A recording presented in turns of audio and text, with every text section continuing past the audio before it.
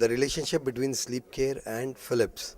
Philips, as it mentioned in 2009, and that we are going to actually take an initiative in increasing or addressing the sleep space.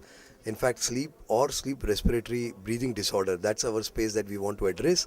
And we have actually, as per our commitment, we have already established close to over 110 sleep centers across the country.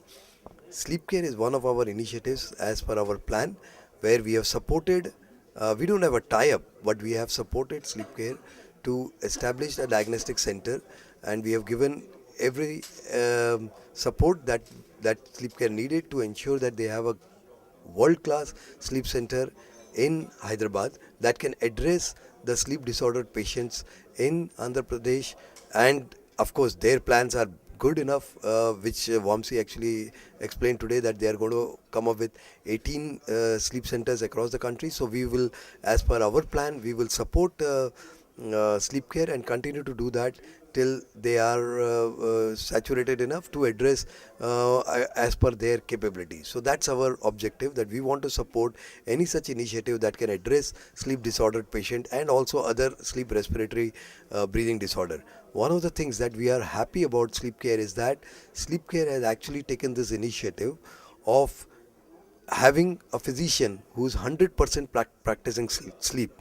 Dr. Lavanya Gali, and she comes from US, and she's a board certified sleep doctor. So that it's a proud moment for us to be associated with them, and also to ensure that we can support such physicians, which is virtually like getting reverse brain drain into the country. And if we have more of these doctors coming in, I'm sure that we will be able to address sleep disordered patients and this space very effectively in the country. We have various types of sleep disorder, various types of equipments that are actually used to address or used to diagnose and treat these disorders.